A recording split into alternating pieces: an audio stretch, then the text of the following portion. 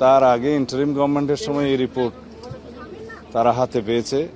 সেই রিপোর্ট বাস্তবায়নের জন্য তেমন কোনো পদক্ষেপ নেওয়া হয়নি।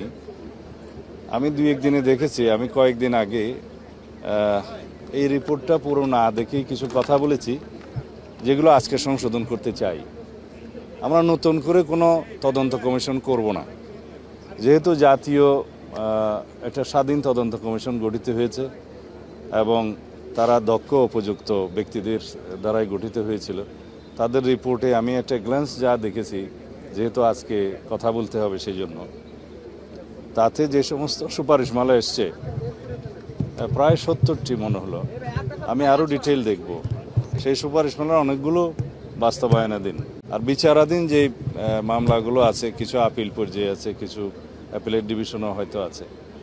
এই জুডিশিয়াল প্রসেসটা সমাপ্ত করা হবে। আর অন্যান্য যে সমস্ত রিকমেন্ডেশনস আছে এগুলো আমরা ধাপে ধাপে বাস্তবায়ন করব ইনশাআল্লাহ।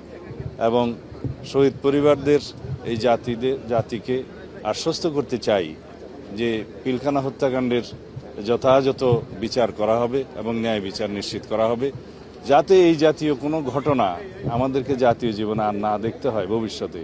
সেজন্য যে সমস্ত পদক্ষেপ নেওয়া জরুরি, সমস্ত পদক্ষেপগুলো আমরা নেব ইনশাআল্লাহ।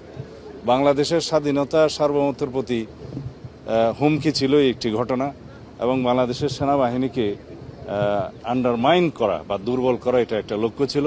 সেটা তাদেরই থাকতে পারে যারা বাংলাদেশের স্বাধীনতা সার্বভৌমত্বে বিশ্বাস করে না অথবা একটা দুর্বল রাষ্ট্র হিসেবে এই দেশকে দেখতে চায়।